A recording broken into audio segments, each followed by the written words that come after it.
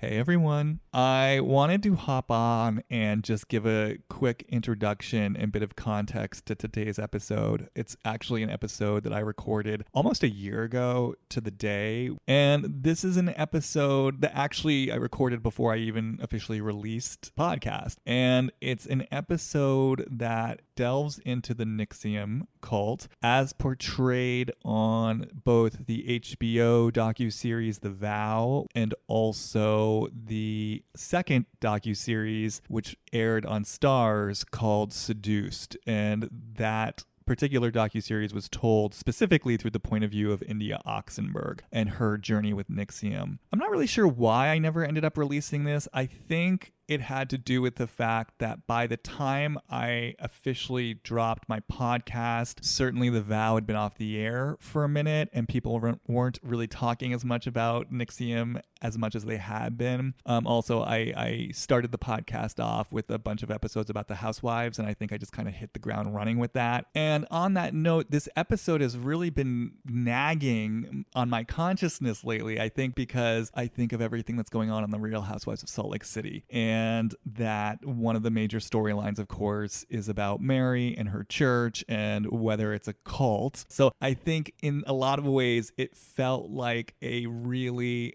appropriate time to revisit this notion of cults and the themes and the issues that get presented when we're exploring this notion of a cult. And if we're to truly learn the lessons that are to be learned from how does something happen like this in the first place, how do we let ourselves get here, both as a culture. How do we let ourselves get to a place where cults are able to thrive? And also as individuals who maybe participate in cults, how do we let ourselves go so far down this road before we realize something's wrong? I think what's required is a deeper, more nuanced look than the common narrative that's placed on it. And I feel so passionately about this. And that was really the impulse and the impetus behind this conversation. So I hope you guys enjoy it. Let me know what you think. I'm always blown away by what you guys bring to the conversation when you message me with your own thoughts and insights, and I will see you on the flip side.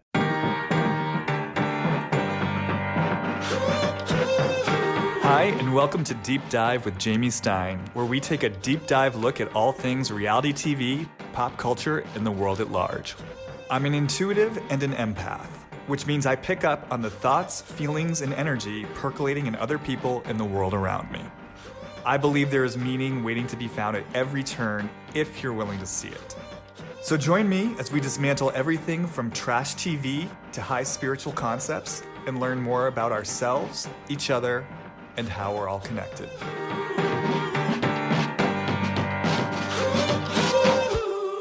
Hi everyone, and welcome back to another episode of Deep Dive with Jamie Stein.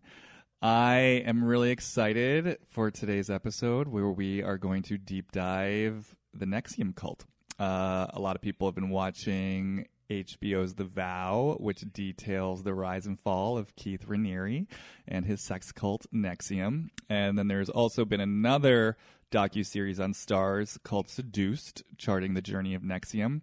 And so it felt like the right time and opportunity to take a deep dive into both these TV shows and I think really explore what creates a cult and what makes people susceptible to a cult and the larger culture that makes cults possible, so that we can kind of really see like what is it that's at play here as we navigate our own lives and come up against systems of power and how we defer power and how we give away our own power and anything that invests other people with control over us that ultimately might be detrimental or harmful.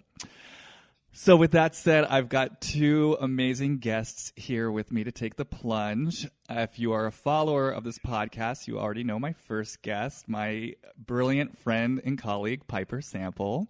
Hi, Piper. Hi, Jamie. How are you today, Piper? I'm doing great. Thank you. And my second guest, who is first time appearing on this podcast, hopefully not the last, is someone with a very interesting and special point of view into everything that we're going to talk about today. Her name is Ann Bradney, and Ann has created a form of work called Radical Aliveness, which is it's a school, it's an institute, it's a leadership program, it's a training program. It grew out of a therapeutic modality called core energetics. And, many people often actually ask me, where were you trained? And my answer is Radical Aliveness. I am someone who went through Ann's program. It's a 4-year training program. It's actually the first 2 years as a personal transformation program, and then if you stay on for the subsequent 2 years for the full total of 4, it becomes a 4-year professional training program, and you leave certified in Radical Aliveness. It's powerful work. It changed my life. I wouldn't be doing what I'm doing currently without it. People travel all over from the world to work with Ann. She not only created this work, but she's an incredibly skilled facilitator. She runs huge group workshops in addition to her training program. She is someone who's out there, much like a Keith Raniere, who is offering a program that invites people into personal transformation, that is definitely talking about world change. And so I thought, who better to speak to the issues brought up in shows like The Vow and Seduced than the one and only Ann Bradney. So with that said, hi, Ann. Hi, Jamie. How are you?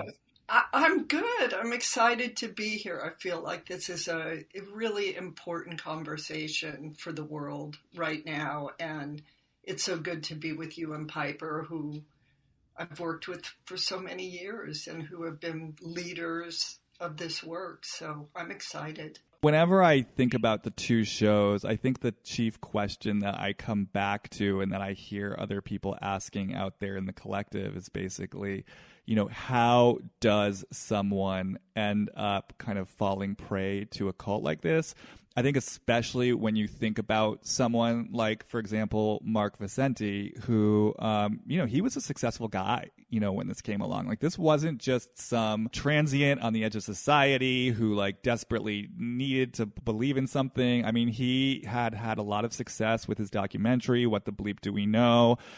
Presumably, given that he had created this very kind of what was really like a benchmark in the psycho-spiritual community. He was like a smart guy, an educated guy, and even someone like Sarah Edmonson, who may not have had his level of success. I mean, when you see her and experience her on TV, this is clearly like a driven, articulate, intelligent woman. These are not necessarily what we think of as just kind of like easily impressionable, like wayward people who, we could sort of easily explain why they would fall victim to a man like Keith Raniere. And so, yeah, it does kind of beg the question, what is it in someone or in the culture that makes powerful, intelligent, in some cases even successful people succumb, or find something attractive here where they do get seduced deeper and deeper down a rabbit hole?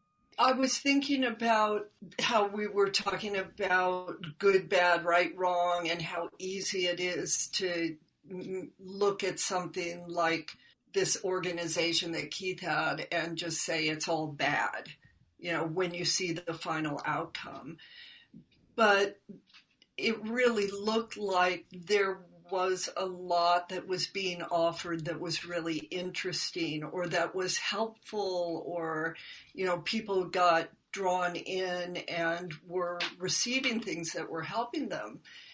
And I think that I want to start by saying that it's important, I think, not to look at something simply as, bad or wrong, but that there was interesting stuff happening. And I think the other thing that feels really important is that when I look at Sarah, when I look at Mark, people were made special. They were made to feel like they were special.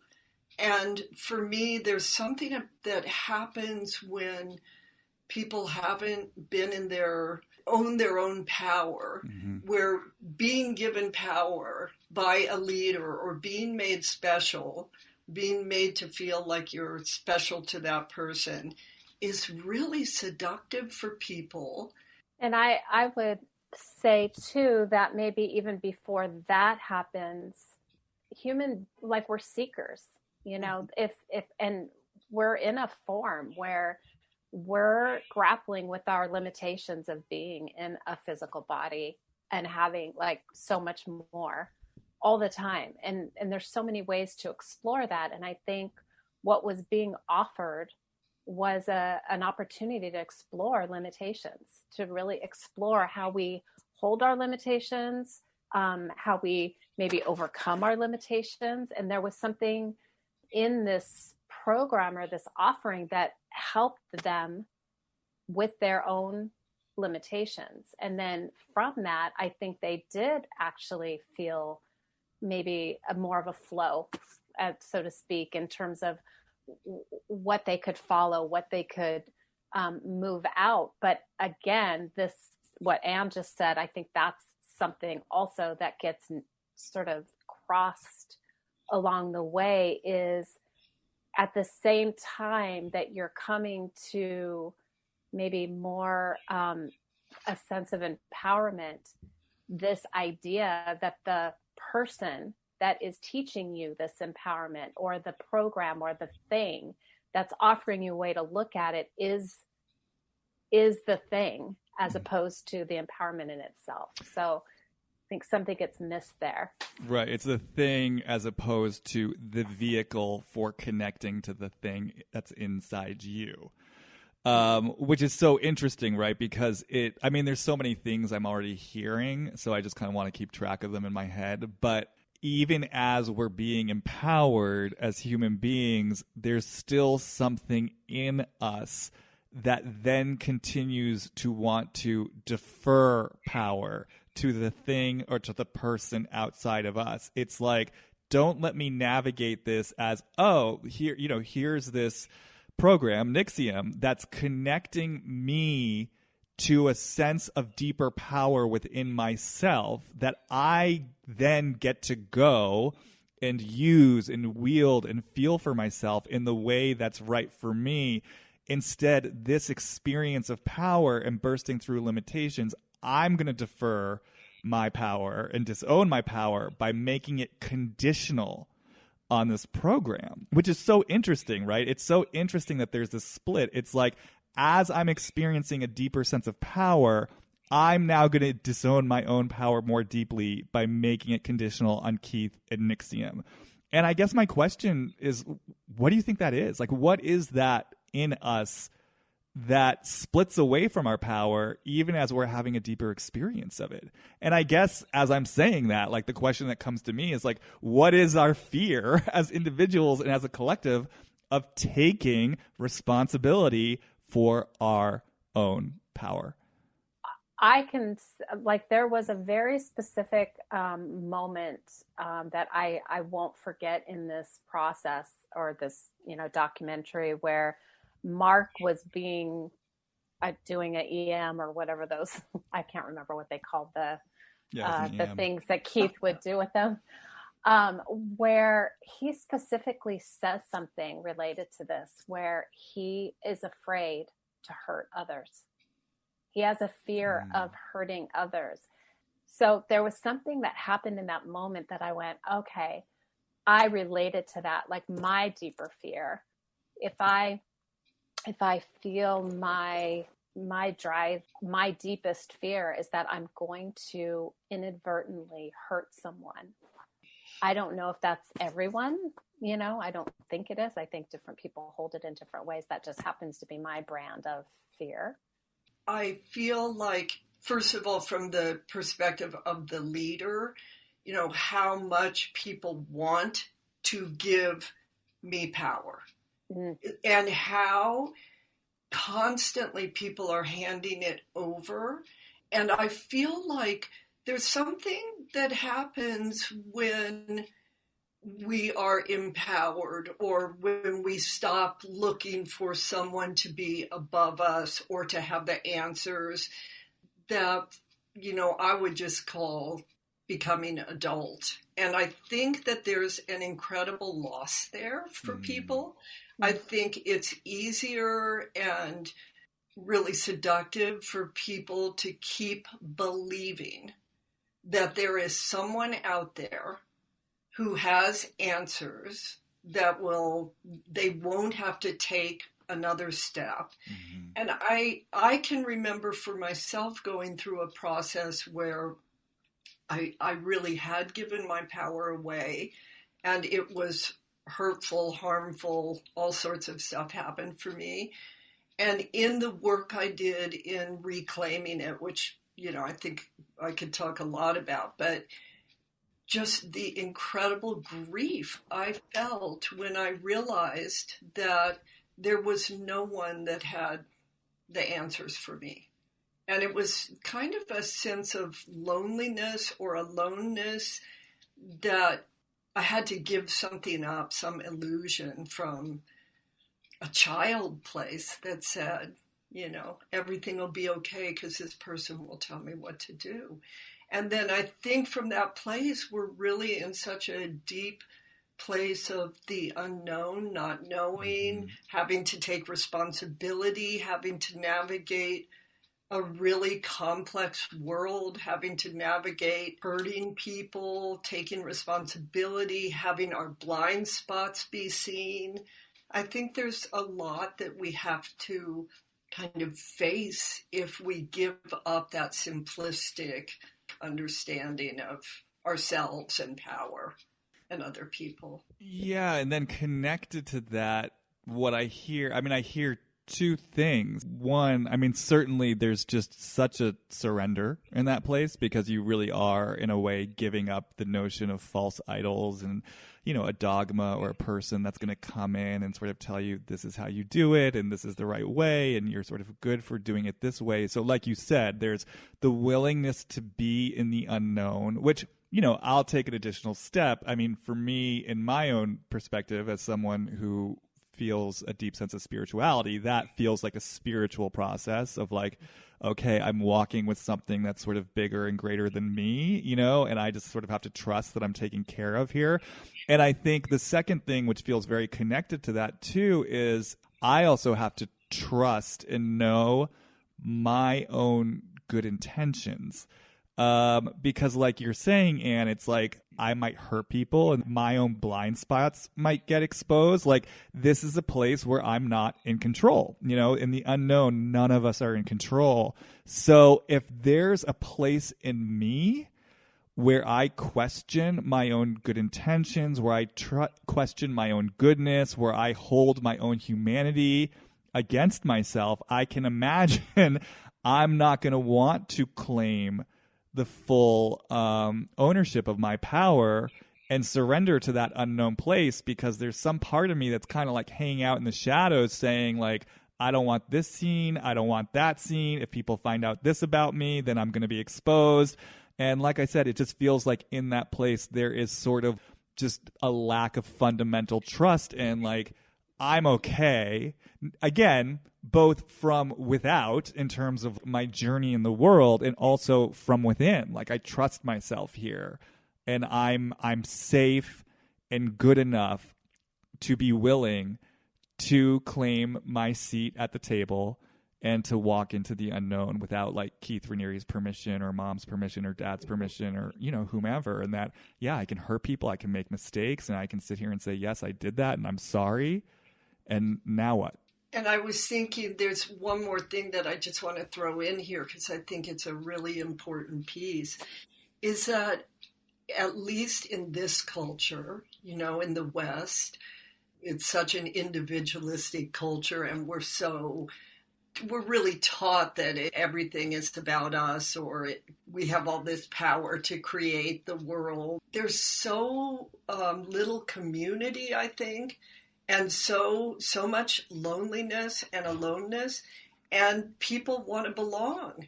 So when they get involved in an organization where there's this great feeling and fun and connection, and then speaking up might, or seeing things or knowing things might threaten their belonging. Mm-hmm. I think that's a really important place. And it goes back to what I was saying before. I think there's some place where the aloneness, like facing the fact that ultimately we are alone, or being able to tolerate that feeling in ourselves is what gives us the strength to be able to speak up, even if it means we're going to be banished. I think in terms of another driving force of what attracts people to communities in general has to do with that type of connection. And then in terms of a cult, the leadership, the way that the leadership holds those voices that are coming out and saying, hey, this is something that I have a question around or doesn't feel right. When it gets met with, there's something wrong with you to overcome in order to stay and belong here, then that if that belief that you walked into the community with gets activated there, then the belief is there is something wrong with me.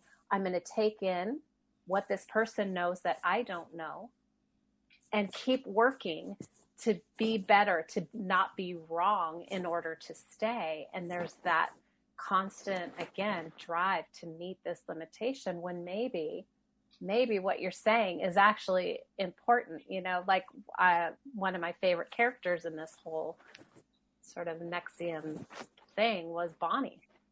You know, like there was a certain way that I felt her where, you know, what she was attracted to was the integration process of all these EMs. You know, she was saying something about, like, I was really attracted to the integrating. And for me, I felt her integrating this information that helped her see first what the hell was going on. Like, wait, he's using something against me here. And she kept kind of challenging. They showed a lot of her sort of challenging him and the way that he would turn it around on her. And when I feel that, it just makes my stomach like that. That's where I can feel myself in an organization. If I ever got met that way, that would be my cue. Yeah, I mean, it's interesting you say that because it's like that was one place where I actually identified with the people who were seduced into NXIVM.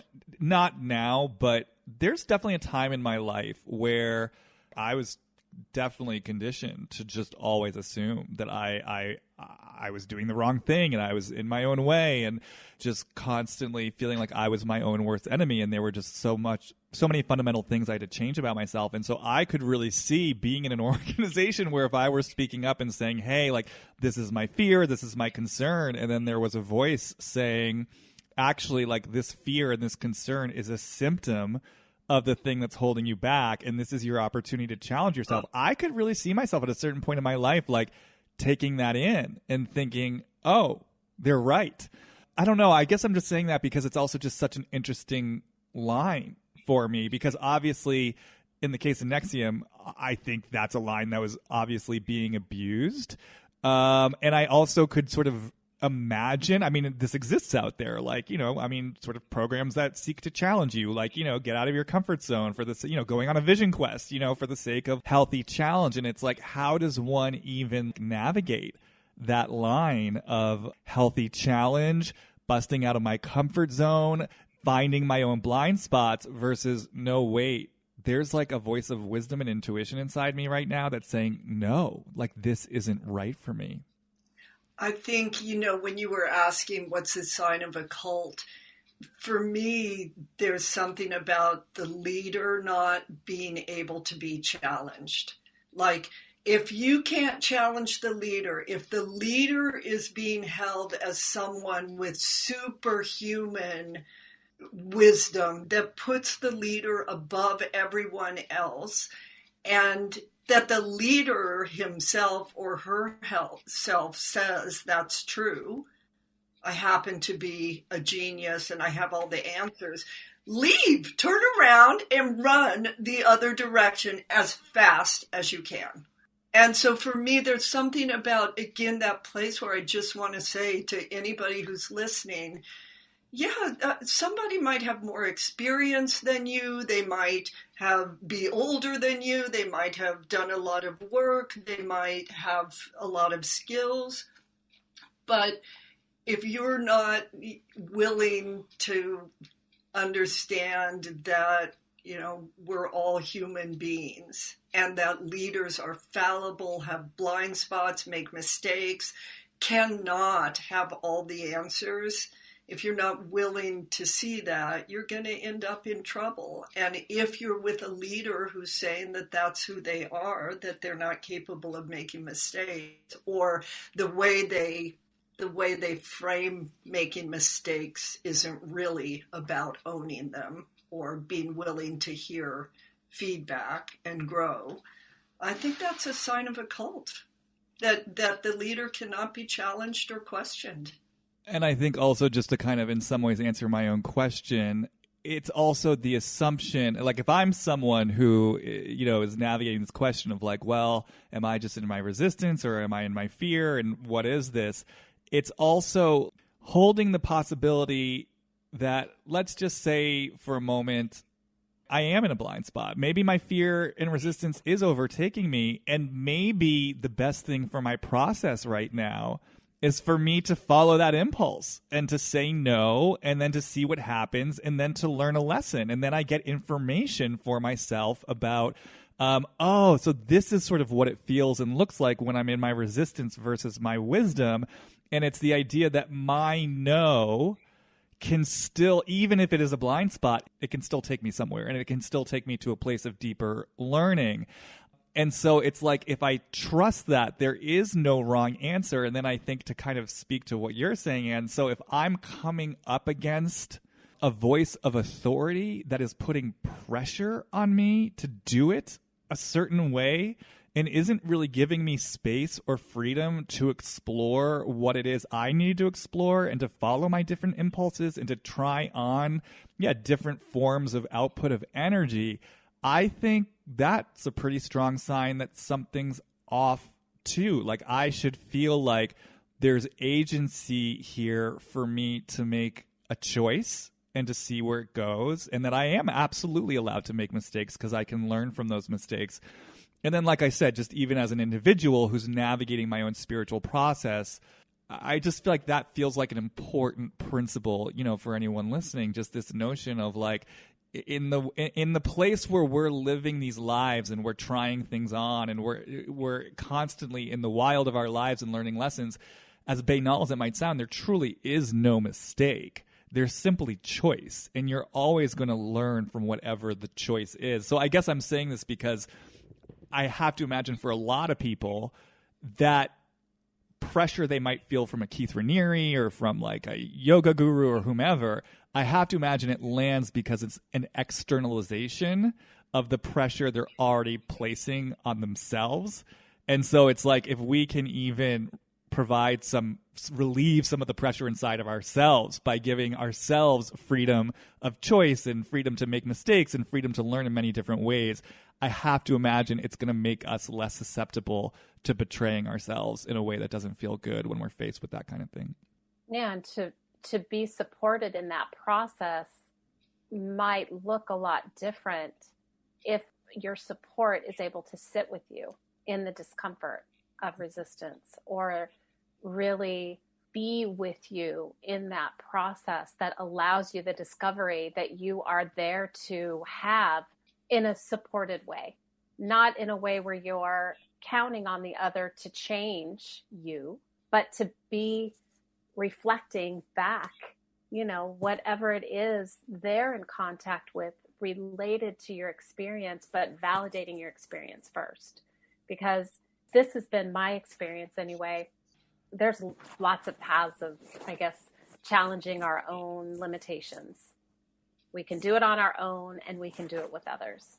And if we choose to engage with others in that process, I think it's really important to recognize whether or not the helpers that you have around you are willing to see you and be with you as you are, where you are, why you are there, where it comes from, everything that you need to know about that moment in time that you're in, as opposed to just saying, stop doing that, do this other thing, and heights, will be reached. I think in choosing support, in choosing accompaniment for exploring your own inner world and your limitations, I think recognizing if the person or people around you are able to see you and your experience from where you are now would be maybe a good question, because I think a lot of times people feel misunderstood when they do speak out, when they do bring something out that says, this doesn't work for me.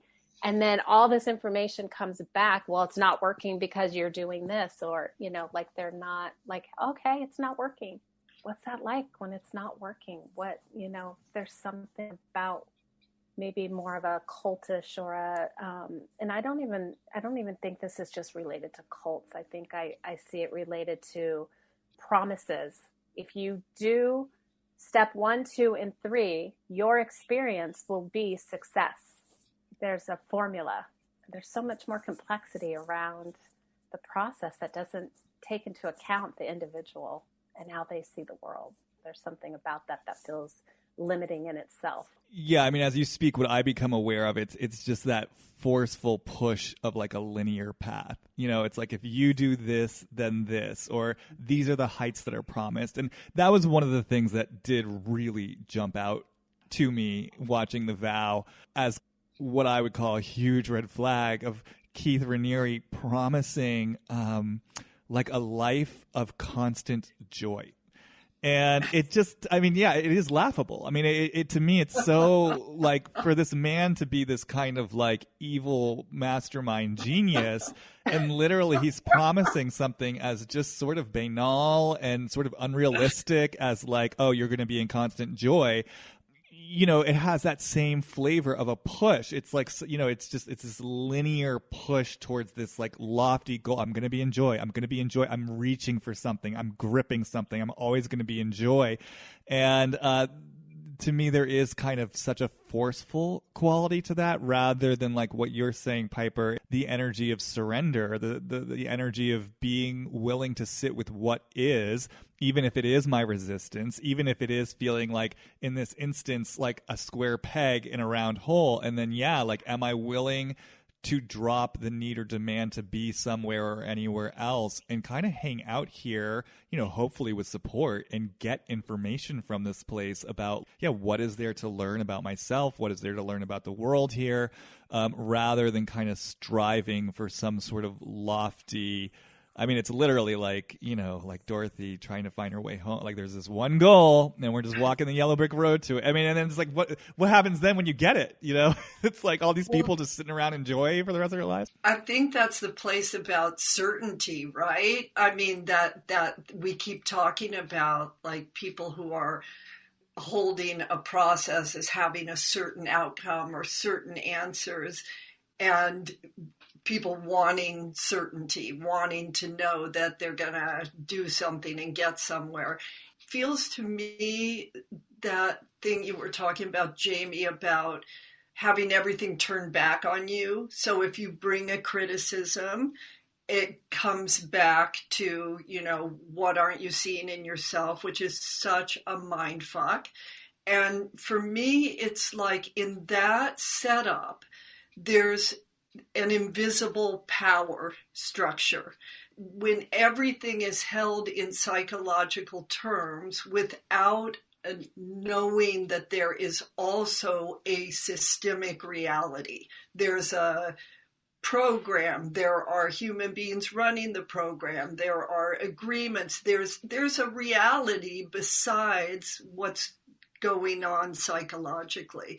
And if that's not named, or if that's made invisible, then it's really easy for a leader to keep making anything you're saying about reality turn back on yourself as if it's your problem. And I think it's really interesting that most of the people in this program seem to be upper middle class, socialized as white people. You know, like, who was in that program, and who is the system invisible to? The people who are part of the norm. So I thought that was really interesting. And I think that's also a sign of danger, you know, or cult, if the system itself is not visible and cannot be questioned. And not recognizing itself. Mm-hmm. You know, one thing that I also wanted to go back to that felt important to me that you mentioned up top, Anne, you know, is the notion that there were things of value in this program. And again, like, that's a place where I saw myself possibly seduced, because I mean, truthfully, I wanted an EM watching that first episode. I was like, and even Catherine Oxenberg, like, she said it. She was like, she had a really powerful experience. I don't know if it was, I think it was in Seduced that she talked about this, that she had an EM, she had a breakthrough, and, then for her, she did, I think, go to the next level. And it was at that point that she started realizing, like, okay, like, I don't really think this is for me.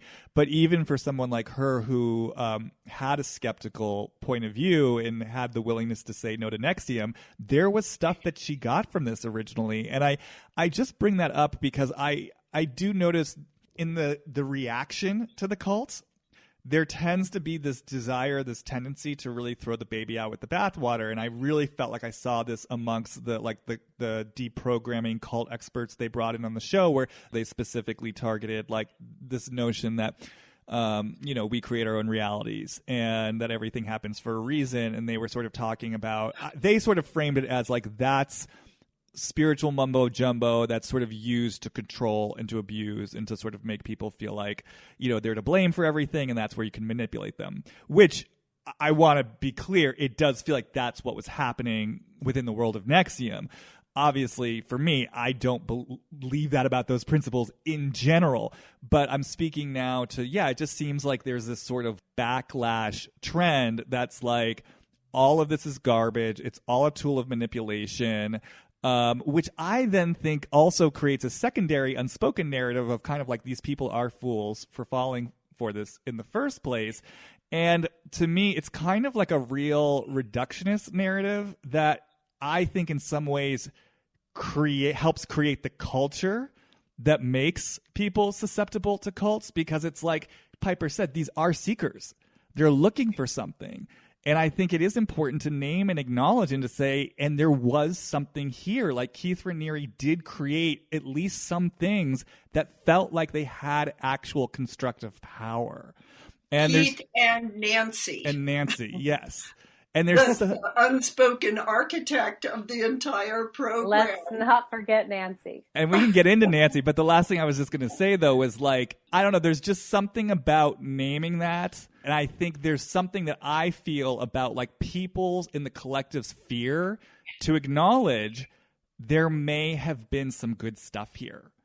And what happens if we let ourselves acknowledge that? Because again, it comes back to this. That's what I mean when I say it creates the culture that makes susceptible to this in the first place. It's binary thinking. It's like good, bad, right, wrong. Yes. And in this place, though, it's everyone else looking at this, be like, oh, that's totally wrong. It seems like just the flip side of the same frame, right? It's like Keith is, and the cult is in one place, and then the people against it are they're doing the exact same thing from the other perspective of saying, no, I'm right. Mm-hmm. And this was wrong. And there's something so not complex about it, and so not nuanced, and so not willing to be real with how complicated the world is. Which is, again, like, this is where it directly links around politics, today too. It's so clearly seen that if I'm on the right side of things, the other side is wrong. Mm-hmm. And that's it. And if I see that something is wrong, and I'm doing air quotes here, over there, I have to stay away from that. I have to not see what is potentially true and real in that, because I would be susceptible to having to take responsibility for how I hold the complexity of life. It's easier in some ways just to make a boogeyman over there and to feel right over here. And anytime those two things get close together internally, that's actually where I think, get to grow. I love personally the middle, and I get really agitated myself when there is this binary kind of conversation going on, because it feels like there's no opportunity other than the opportunity to get stronger in your belief. rightness. your rightness, or, really keep finding evidence as to what makes that bad over there. And when you're looking out from your rightness, everything that doesn't sync up here is going to be bad. So then that becomes the perspective of the binary, is keep that over there. Don't let it get near me, because it's going to, and I see this in religions. I see this, with people that hold certain beliefs and doctrines. It's like, I can't even let the entertainment of something outside of my perspective near me, because I might get infected, or I might, the fear is truly that they will be swayed to this other dark side, as if they don't have the responsibility to go, oh, I know I'm good. I'm over here. I can take in your perspective, and this is my value, or this is my belief. There's something that happens right there in this binary position but really apparent here in North America at this particular time. And you're speaking now to this experience of like, what if I'm kind of in my position of like, I'm right, you're wrong, the resistance to even surrendering to a space of like, well, let me just check out what's going on over there. Is that what you're speaking to specifically? Yeah, like I don't know about you guys, but I've heard this rhetoric lately of, if this is what I see happening, I know that I'm right. Mm-hmm. This is the evidence that says I'm right. And I don't have to make room for anything other than that. And I'm going to cut you off over there, because I will not be associated. I will not surround myself with people that are doing these things that are, for me, wrong. And just to kind of be specific, like meaning in terms of current events, like I see people wearing sort of neo-Nazi clothes, storming the Capitol, threatening harm. That is clearly wrong behavior. And that's my evidence that they are clearly wrong and they are different from me, and I'm on the right side of history. And I don't want to know anything more about that. Yeah, so if we followed that for a moment, Piper, can you even energetically model what would it mean or look like for, because I'm sure there are people listening to this who this is landing, like that is their point of view. It's like they see this behavior, and of course the behavior is destructive, right? And so it's easy to understand how and why someone would look at that and say, like, there are wrong things going on over there and I don't stand for that, and that is an other.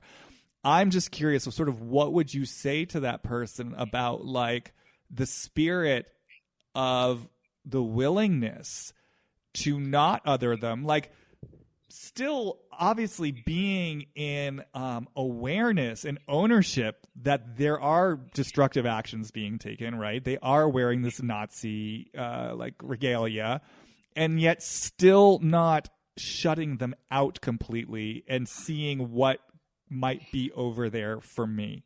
Like, what does that mean to you? What I might feel is a no to the behavior, no to what's happening, no to destruction, no to overpowering other people. Like, no, just slow down. Something like slow down, like stop acting, doing what you're doing. I'll stop acting, doing what we're doing. Let's just pause and take a moment and what's happening, like energetically, if I saw this as a process, in our context, in the radical aliveness field, for instance. Of course, when people have guns and weapons, and it's not a container that's like kind of being held, that says we have these agreements that you're not going to hurt each other. That's something that's different. Out in the real world, people have weapons. They're choosing to create harm. So it's a little different, I think, in that context. There's a different way of holding it, I guess. But ultimately, it would be, I imagine creating energetically a way for things to slow down, because there's something frenzied about the fear and the back and forth. And it's like to sort of create a little more space for a recognition of what is actually happening. The way I see it or feel it, there's so much fear, and the fear takes over, and then the action is coming from fear. And the question would be, what are you afraid of? The question for the people who are storming the Capitol, or the question for the people Yes. who are listening? Yeah, or both. Yeah.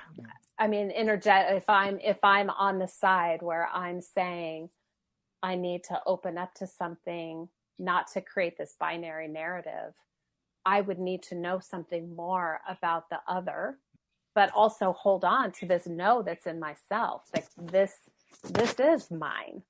No, I don't stand for this. I stand for something else. Right, and understanding that both those things can be true at once. Like, I'm allowed to have my boundary, I'm allowed to have my no, I'm allowed to have the place inside that me that says these things aren't okay, and at the same time, I can also want you held responsible for any destructive actions that you're taking, and at the same time, I can also choose not to other you, not to demonize you, and to, like, for example, what you're saying, get curious about what are you afraid of? Like, where is this coming from inside you? What is the unmet need? Like, what's actually going on here, rather than like making fun of how you look, dismissing you as like a fascist and that's that. Othering you. And I would say one more small piece here. I'm talking about me, who grew up in the United States. This is the way I would hold it, because of who I am and because of my experience that I've had. So if I'm standing next to a sister or a brother in color, I would not expect them to have the same type of interest or tolerance or anything really there. Even somebody else that looks just like me or grew up right next door to me, like they may hold this in a completely different way. And if I'm standing in a room full of people that are holding this and all those, I'm also looking to the people I'm standing with and saying, what's happening for you guys here too? What's happening over here? Like, what is happening? But I think there's something about the slowing of things down that doesn't always, it's not easy. The voice I hear in the collective, like in response to you, Piper, the fear is kind of like, my fear is if I slow down enough to hear someone else, that means it comes at the expense of my voice. I'm going to get trampled on. I'm going to get killed. It's kill or be killed. And in order for my voice to be heard, your voice has to be stomped out, either or. Yeah, and then there might be a place where I have to be willing to be quiet, to invite more space for that voice to be heard, because I can't hear you with all this violence. No, I'm really kind of feeling into all of this because it feels so complex, There's so much here. It's like, first, the idea that you can just stomp something out or make it go away. You can't. So, I mean, that's what I think about radical aliveness. Why we want to say yes to everything is because all of this stuff has energy and it's life behind it. And if it's just suppressed, or it's made politically correct, or people are made to say and do only the right things in certain ways, it goes underground in ways that I think just keep the whole thing going forever. So for me, I'm really interested in I would say for myself, you can't look at 70 million people and say they're all idiots, or they're all bad, or they're all this, or they're all that. It's kind of like looking at NXIVM and just saying it's bad. And this way that we want to not, kind of like what Piper's saying, be open to, people can make really bad decisions. And who's the guy, Brian Stevenson, who wrote the book Just Mercy, says, people are more than their worst action. Mm-hmm. And so we're not born hating each other. This is Martin Luther King's birthday we're talking on. We're not born hating each other. We don't grow up learning. We don't get born othering others. We get taught that. And then what do we need to do inside ourselves to, like Piper's saying, invite in the willingness to find out, who are you? What are you saying? why, and it sounds simplistic on one level because I know, yes, I'm very privileged. My life is not being threatened on a daily basis when I go outside. So I don't want to sound naive. I really don't mean to be naive.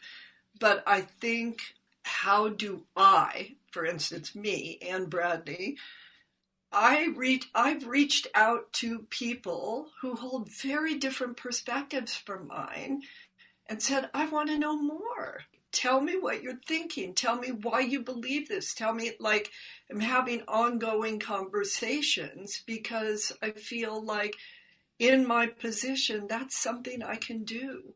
And I want to be open to knowing more and ultimately being able to, my goal is that people will be together, at least people who are seekers coming from very radically different perspectives.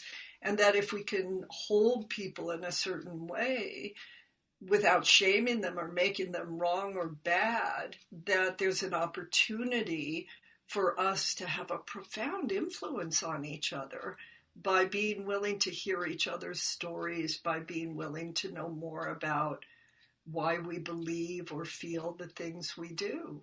Also being willing, because Jamie, you brought something up that I think is really important. There's the stomping out in the way I sense it or feel it has something to do with this lack of being heard or listened to by what they're trying to stomp out. So to me, that's an act of trying to create some space, like this is my version of trying to do that if I'm the one who's doing that. And that's the only thing that I have available to me or, that I recognize gets responded to. So if that's the act that comes first, and I guess that's kind of the way I see it from, again, my perspective, where I have a general sense of safety and like I haven't had violence against me time and time and time again. I have a little more tolerance or room for it because it doesn't live in me the same way. So maybe the person next to me who has been violated over and over again, when that movement comes, their response to that is definitely not, I'm going to stomp that out. That's where I think what Ann is saying, it gets so complex in terms of group behavior, because the groups have a complexity to them, a different way, a different place that they're coming from. And then in a group dynamic, whatever the largest sort of energetic expression is, it kind of gets couched into that is the only thing that's happening here. Yeah. This is just violent, or this is just destructive. Okay. There's some violence and there's some destructive living in these beings. Where did that come from? Why is it expressing itself now? What's the intention? Is it working? These are the questions, I think, that in heated experiences, there's not a lot of room for that. If somebody's life is being extinguished based on these actions, it's a lot harder for me to stand there and go, oh, why are you doing this? First, it's no. That's not a value of mine to witness somebody's life being taken. Right. I mean, it almost feels like different levels of consciousness to me. It's like, you're speaking to what to me sounds like a time and a place where the strong no is needed. It's like, this is what's needed right now. But I think the idea being that, going back to what Ann's saying, it's true. It's like energy. You can't destroy energy. So an impulse is coming from somewhere. So at some point, if we are to quote unquote heal this, there is going to have to be space made to slow down and find out, where is this violent force coming from? And it's just so interesting because it's like, there's so much talk about like what happens on social media. And more and more, I just see it so much. It's such a crystal clear microcosm of like the energetic patterns of what's happening, because I literally, I was on Facebook the other night, and there's that satirist JP Sears who like makes all those videos, and I guess he's really sort of come out lately with like a real, I guess what I would call right-wing bent. But he recently posted this meme that basically said something like, if someone thinks differently than you, do the compassionate thing and treat them with contempt and hostility. Which was basically poking fun at like the self-righteousness of the left, which I think that's there's wisdom in that, right? But then to see the comments, mostly his followers, most of whom have kind of like what I would call like a right-wing bent, or they're leaning that way, going through insulting the left, like hostility, contempt, and I'm just sitting there looking. And then there were a few lone voices, people who are kind of saying what I was experiencing, which is like, wait a second, you're sitting there pointing a finger at the other side for kind of self-righteously being on a high horse, but then treating you with intolerance while they're on a high horse, and yet literally that's what's going on here in the comments. Like, you guys are now on a high horse, looking at the left, treating them with hostility and contempt. And when those people spoke up, guess what happened? There was just more hostility and contempt, right? But to like also put this to the other side, obviously I'm someone, I consider myself progressive and liberal, whatever those words mean. That's, the large part of my community. And I've witnessed Facebook friends getting online saying something like, basically, if you disagree with me on this, or if you're this way, like, we're done, we're not friends. And then there's a comment section where everyone's agreeing, and literally there'll be like one or two lone voices. I mean, these poor souls, it's like, I just want to be like, why are you even trying? But there'll be these one or two lone voices being like, hey, like, I have a different viewpoint, and like, isn't that okay? It is like Lord of the Flies. It is like Lord of the Flies. I mean, it's actually disturbing to me. But the reason why I'm saying this, I'm like, it's happening on both sides. Both sides think they have this moral high ground. Both sides are pointing the finger at the other side, saying like, you're intolerant. And I guess the reason why I'm saying this, it's like, it almost to me does become a spiritual conversation, or a conversation around just like principles of energy, because it's like, you are only going to continue to create what you're currently creating. So going back to what you were saying, Piper, if there is a voice that's saying, I need space, and the only way I know how to get it is to stomp out the other side, or if my need for space is manifesting itself in a form of like, I'm going to stomp you out so I have space. Unfortunately, I believe what that means is we are going to just stay stuck in a cycle where everyone's trying to stomp the other one out. Just like right now, if I'm sitting here trying to point a finger at you, trying to point out how you're like a self-righteous hypocrite because you're on a high horse, and meanwhile you're treating me with hostility and contempt, well, guess what? That's the cycle we're going to be locked in forevermore, until someone is willing to kind of step aside, pause, breathe, and give someone else the space, in the spirit of it will create space for us all, ultimately.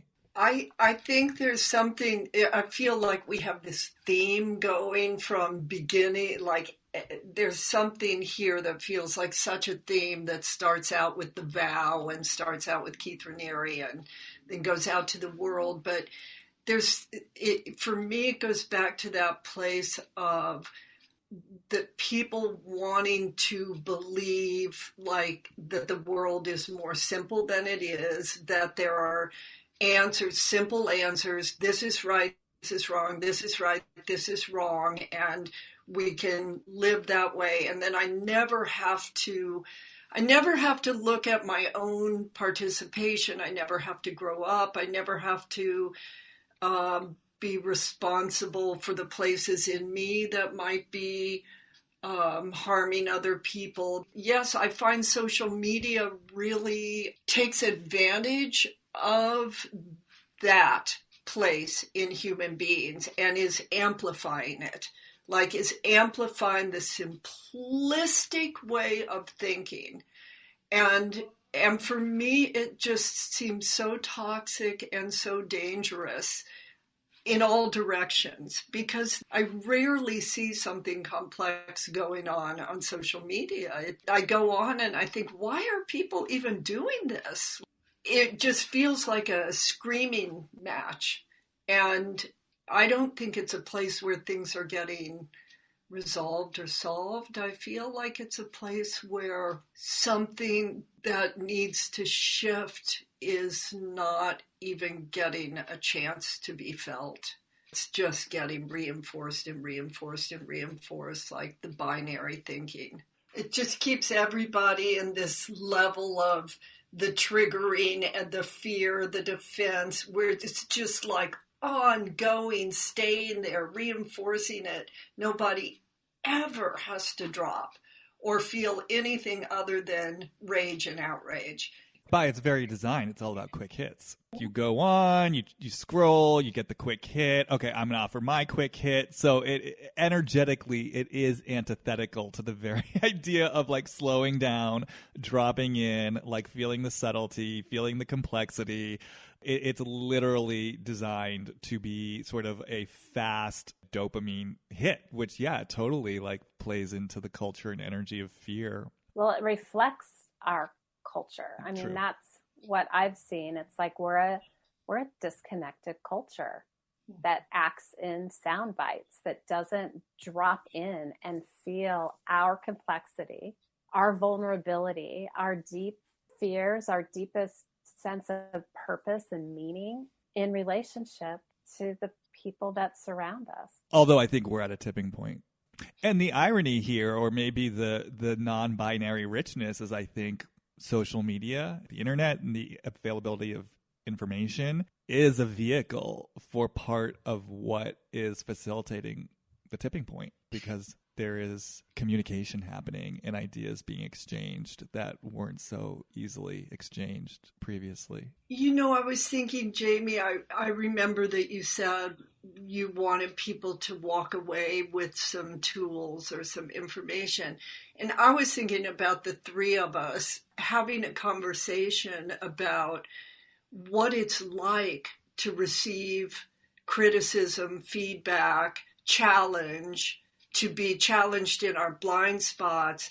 For me, like I will say, as a leader, you know, with a holding kind of, I have at times held a large organization with a lot of voices.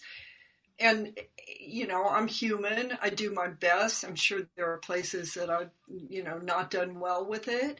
I've thought at times why leaders would want to be the kind of leaders who say, I have the answers and here are the rules, and just, you know, kind of staying in the expert model of, because it protects you from having to feel all this stuff that's coming at you all the time. What happens when people really challenge the shit out of you or tell you you're not seeing them? Or what does it take to be able to stay and receive that kind of feedback and hopefully hear people's voices, expand your perspective, weigh the places where you can feel yourself, but maybe there's something you're not seeing. I think it's a very important thing to talk about because it's what we're talking about people needing to be able to do. Well, let me ask you, Anne, since you're bringing that up, I mean, you did have the experience, right, early on of someone going online and basically saying, this was like in the school's infancy, like, this is a cult. Radical Aliveness is a cult. Yeah. And so I'm curious, you know, since we are talking about cults and, you know, you're bringing in kind of the role of the leader, what was that experience like for you? And how do you as a leader who doesn't want to just deflect criticism, wants to stay open, and also wants to, like, I think, be connected to what's true for you and not take on things that don't feel true to you? I mean, how do you navigate that, or how did you navigate that? You know, that was in the very first year of the program. And I remember when I found out that this person, you know, I made so many mistakes, through the years, learning how to hold this program. But the person who wrote that was, you know, struggling, and I found out that she had put that up. And I remember being really horrified at first, like, oh, it was scary. It was like out there on the internet, people were calling me.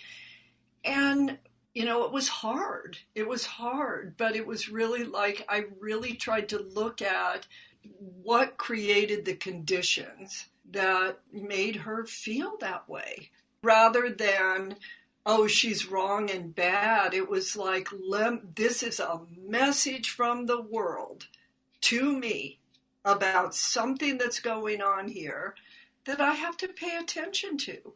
And what are the things that I need to learn here in response to something that's happening in this way in the world? And what's really interesting was I ended up talking to her later, maybe a couple years on, because I think I'm actually on a site where they'll never take it down, because the belief is that if you're asking for it to be taken down, like even if she asked for it to be taken down, the belief is that the cult might have gotten to you. So it's up there for eternity, which is okay with me. It's fine. I'm really okay with it. But there was a point where I ended up talking to her, so I spent a long time really looking at what was my part in things, what did I need to learn from it, what was it telling me, and I think I did learn a lot from it. And it's not like when somebody does something like that, they're completely insane or off the deep end. She was having an experience, and when she told me everything that went into putting that up there, it just made sense. And so I think on my end, it's just important to be willing, whatever is happening, to receive it and to try and make meaning from it and to try and understand it and to try not to push it away as if I have no part in it. Of course I do. Yeah, and what I love about what you're saying, this kind of goes back to the very beginning of the conversation, because what I hear, again, it's the opposite of binary thinking, and it's this space that says, okay, let me be open to whatever wisdom is here. Let me be open to whatever learning is here, and I don't have to throw the baby out with the bathwater. I don't have to make myself wrong. I don't have to feel like I'm a failure. I don't have to believe that I'm a cult leader. I don't have to betray my own sense of my own good intentions, and at the same time I can stay open to the wisdom that there's something going on that I need to look at. And if I'm not in my fear, and if I don't need to crush out a voice out of fear in this place, then I can slow down and I can surrender to this experience, and I can find out, okay, what's here for this woman, and in doing so, what's actually here for me too. Yeah. And I think for me, the thing that was most painful was that my entire intention around creating Radical Aliveness was around really changing a power dynamic of leadership to participants and welcoming all the voices. So it was just so ironic that right away it turned into, that was the criticism coming back, and it was painful, but yeah, I'm not sorry it happened. Well, I was going to say, it sounds perfect, actually. If you're sitting there saying my whole intention is to create something that's not a cult, what a more perfect kind of invitation from the universe for then right away someone saying this is a cult, and then seeing how do you navigate that, and where does that take you, and what do you need to look at there? And I was going to say, if I'm participating in something that isn't working for me, for whatever reasons that it's not working, if I bring those reasons to a leader or to the group that I'm with, and I get a perspective that is not only mine, if I'm willing to participate in that responsibly and saying, this is what isn't working for me here. Are the conditions going to stay the same? Are they going to change? Are you willing to take me into account here in this process? If not, I can leave. But if I don't bring that in and I just keep acting as if, I might start feeling like I am not in control anymore, or I'm not in rhythm with what's actually happening inside of me. I'm starting to try to behave in a way that is outside of the way I would typically behave. Now I have to make you a cult in order to leave, maybe, or I have to make you so bad in order to leave, rather than just say, hey, this isn't what I was hoping for. What you're saying, again, I just keep feeling the themes here of, if in the world we're trying to really shift things on all sides, the responsibility to have the courage to bring our voice, to bring our perspective, to bring what's true for us, because that's how we're going to help things that aren't right change. Mm-hmm. And then on the receiving end, what is it we have to do to receive those voices? And I think that's the place where we stop being in that uneven power dynamic of, you're less, I have the answers, or I'm less, you know more than me. And we become really in that place where we take our responsibility for doing the hard work of saying, this isn't working, this needs to change in this way, and taking those risks to change the world, to change the systems that we're part of. And I think what you're saying that feels important to me is, what does it take on the side of someone who's part of a system to bring that voice forth? What conditions are helpful to allow people in groups understand that what they have to bring has value, even if it is against some seemingly normative way that this operates? Yeah. Especially, and this is where I think the interesting aspect around ranking and power dynamics and all that kind of stuff comes in, because if I have invested into a program, I'm a participant now, and I've said, I really like what you're selling, and I'm investing what I have for you to give me this information for me. If what you're delivering doesn't make sense to me, I'm thinking already, I need to dig deeper because this person has promised this thing, right? Like, I've already given you some sort of energetic exchange that puts you up here in some way. Yeah. And so somehow the framing of the environment, I think, needs to be explicit in terms of, okay, you may be investing your time, you may be investing your money into something. And let's be clear that by you doing that, I'm not saying that I have answers for you. I'm saying that I'm going to accompany you, or I don't know. I mean, different programs are held different ways. I'm just thinking in terms of the power dynamics related to programming, to teaching, to delivering information that people are giving in exchange for. There's a certain way that I think, maybe it's more of a question here, like in a cult, dynamically, how is that held in a way that's different than maybe a program like Radical Aliveness? Well, I was just about to say, I mean, what I'm hearing on a very kind of simple, fundamental level in terms of warning signs for cults, and yes, what separates cults from other programs, it's like, if and when you are feeling a pause or a question or a no or resistance, truly, like, how is that met by the system? Is there space for it? Is there room for it? Even if they don't agree, is there space for you to have your process? Is there support for you to come to the decision that's right for you? Or is it, like we've been discussing, is it turned against you? This is actually a fault of yours. If you're not going this way, then you're going to miss out on something, versus space and room for you to get connected to yourself and what's true for you in your own wisdom. I just had a client of mine who's also seeing a therapist, and he was saying that, like, he's having this impulse. He wants to stop therapy because I guess the therapist recently suggested he should be going twice a week rather than once a week, and he's having an impulse like that he shouldn't be going. Like, he wants a break. And, and he was nervous about telling the therapist and, like, kind of upsetting her. And I was kind of saying to him, like, no, you need to look at this like a test for her to see what she's made of as a therapist. I was like, if you go to her, letting her know that you're really having this impulse and you don't feel 100% support for you to make the decision that's right for you. It's not to say she can't challenge you if she's feeling something, but that ultimately the challenge is in support of you getting connected to what's right for you, that's your telltale sign this might not be the right person to be going to. I think that's a really important thing that you're saying is can you leave? I mean, can you leave?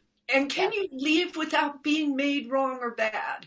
And if somebody leaves a program or says this isn't right for me, and then everyone in the program makes them wrong and bad, or the leaders make them wrong or bad for leaving, I think, again, that's a sign that there's something really wrong. People should be able to say, this isn't right for me and I want to go. And you should be able to hear them say, this isn't right for me. And people have the right to come and go.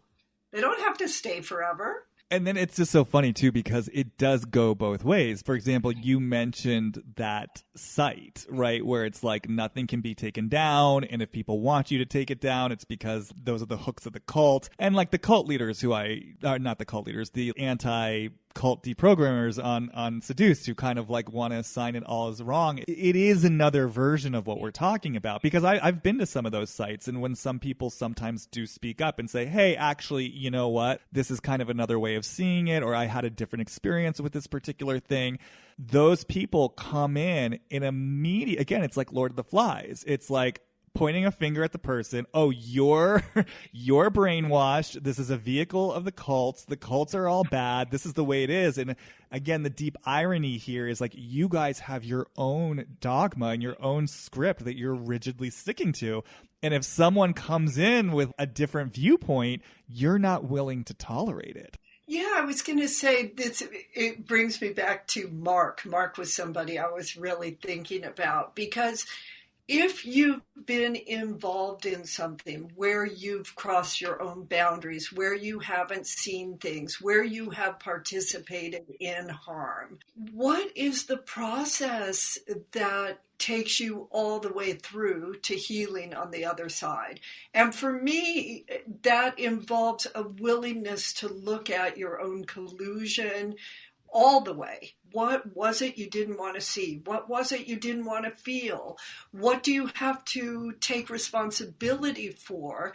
I feel like once Mark or Sarah or Nippy or whoever's out of it gets out, the next step is go all the way into what happened for you. Take responsibility for the places where you got something out of this. You were willing to not see things. I mean, think about Nazi Germany. Like, what does it take for human beings to take responsibility for being part of something harmful, including me, in the system I'm a part of in this world?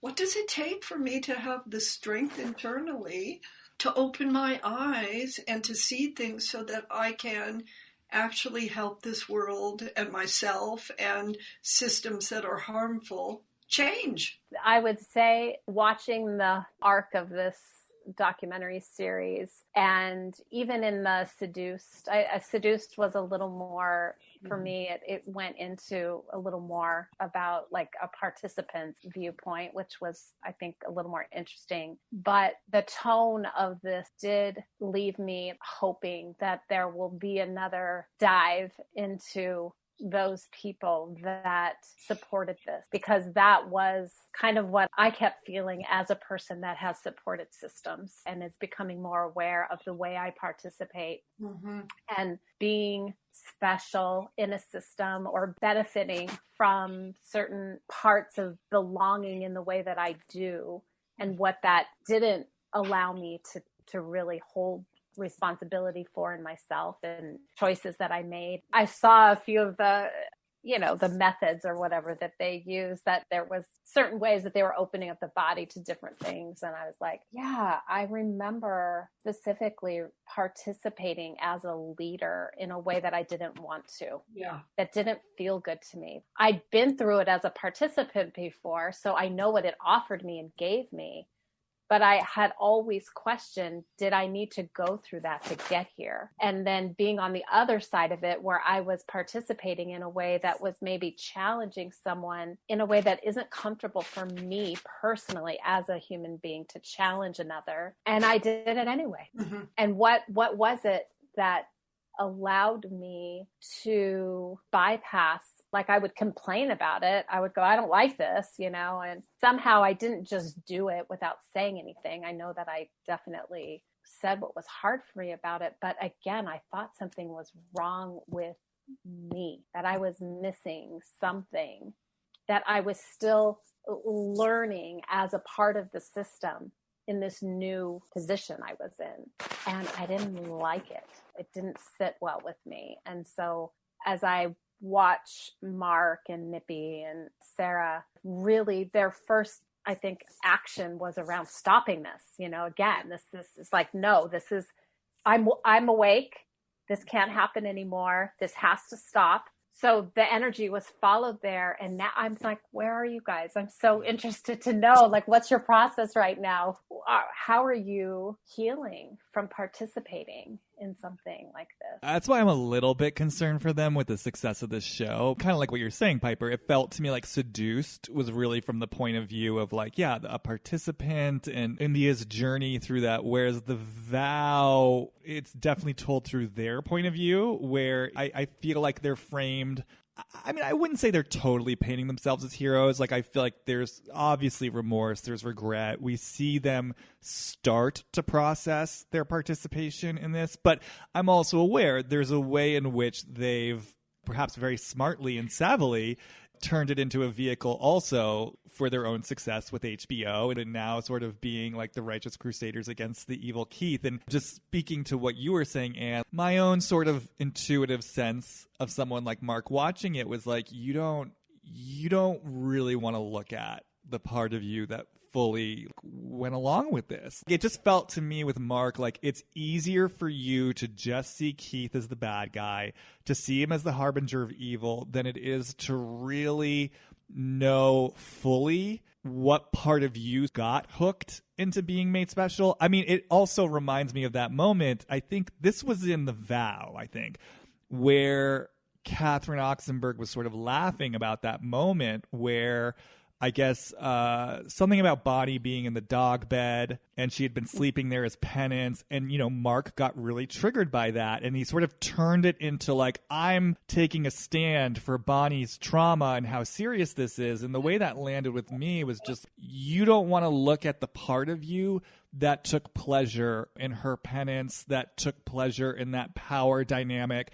And again, kind of going back to what we were saying earlier, for someone like Mark and Sarah, are you able, and I think this is the work of all of us and wherever we are in our lives, cult or not, to like take a full hard look and to take full responsibility for your own lower self, meaning the part of you that you absolutely got something out of this, that took pleasure in it in a way that doesn't feel good now, that you're bringing it into consciousness, and also still hold space for your own goodness and your own good intentions.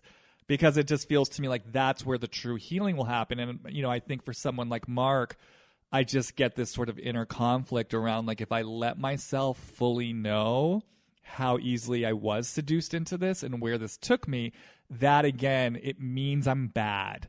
It means I'm wrong. It means I'm one of the evil people. And again, it's just sort of easier to look at Keith as the evil one and for me to sort of be the victim than to rather sort of go all the way with like the full awareness and consciousness of my own participation, my own lower self, which I think, to what you're saying, Anne, is where the true healing would actually occur for him. Yeah, and I might even say it a little bit differently, because lower self is a frame that has a certain expectation of what people are doing and why they're doing it. Whatever is there, and I don't know if it was all pleasure or what it was, right? But whatever is there that allows us to go along with things that are wrong, or not see things, there's something that's, very challenging about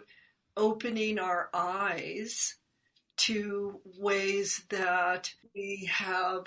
I mean, I even think about being like in a very privileged position in this society, and like all the ways that it served me for many years not to see, not to know, not to really not see.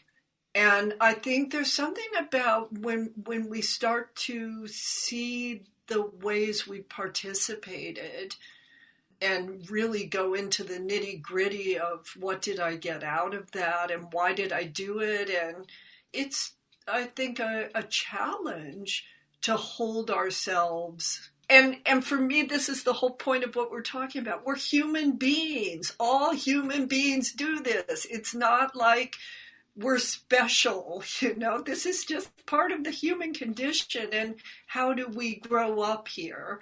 And how do we as healers help hold people so that they are able to see and feel and stay with themselves all the way through to an ownership of themselves in ways that will allow them to go out in the world differently when they go all the way through the process. And I did have that feeling about Mark that, wow, I would so want to support him in really understanding what happened there. Like, what were all the intricacies of how you ended up in that position?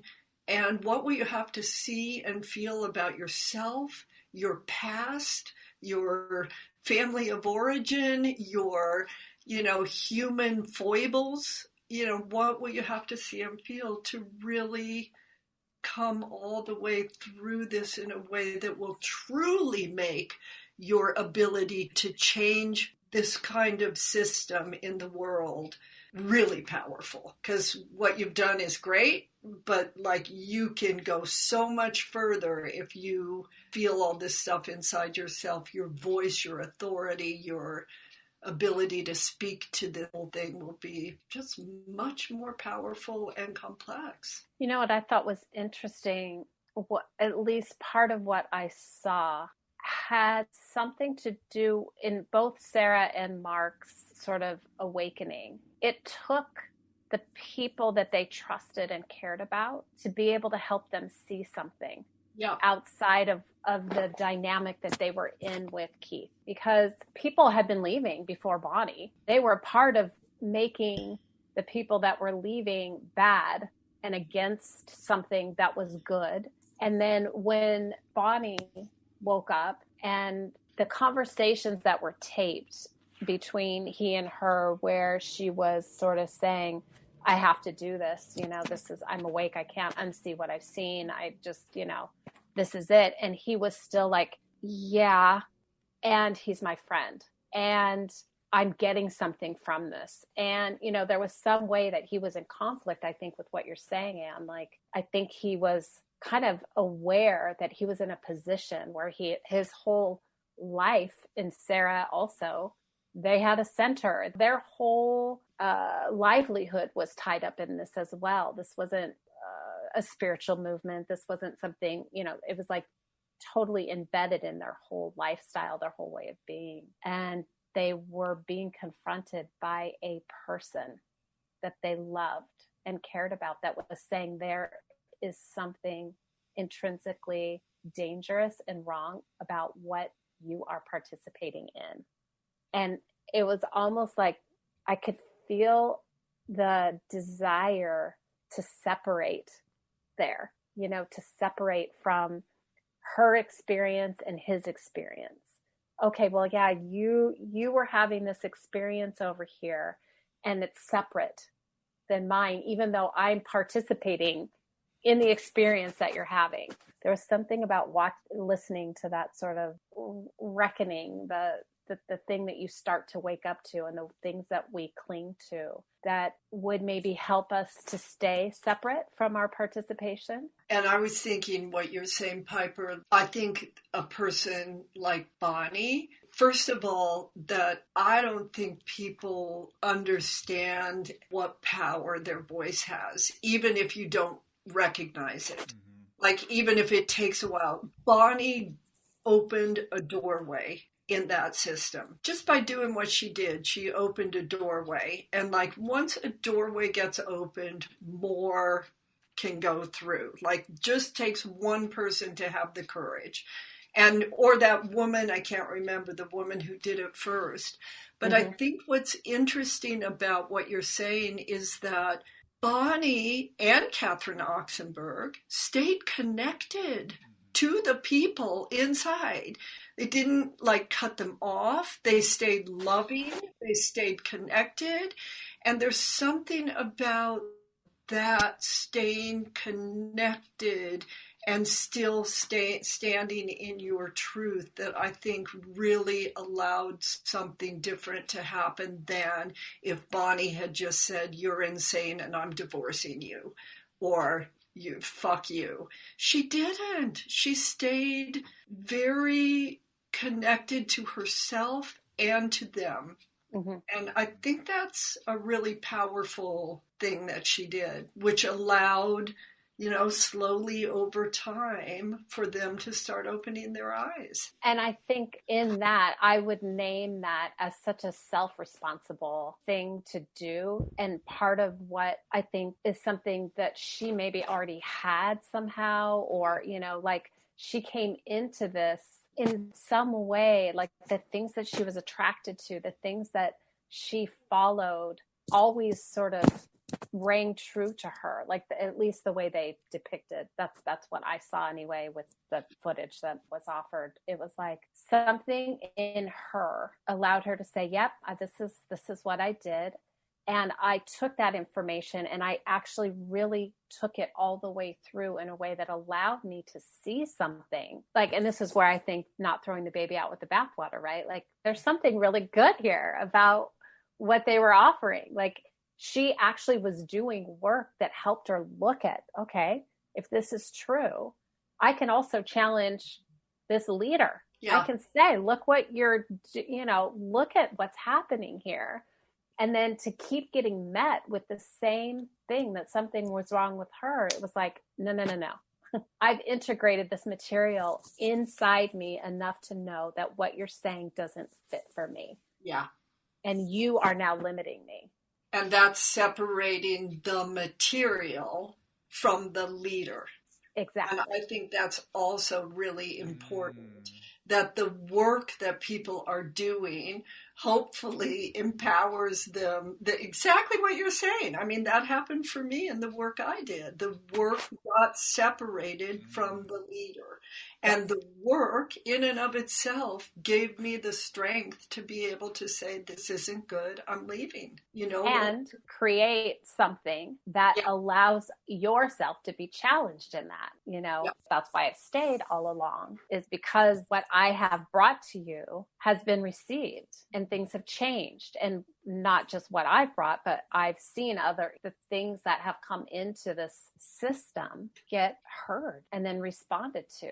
Not always right away and not always easily. Like, so just to be clear, right? Like, it's a struggle and a commitment for everyone all around. And just to be clear, we're talking here now about radical aliveness. You're saying, Piper, you're saying you've stayed all along because of your experience of things being received and heard rather than turned away. And like Ann said, sorry, not right away, you know, where somebody else might see things the same because they left and they're not in contact anymore with the changes that are trying to be made or grappled with or, you know, really wrestled with. It's like some people choose to leave.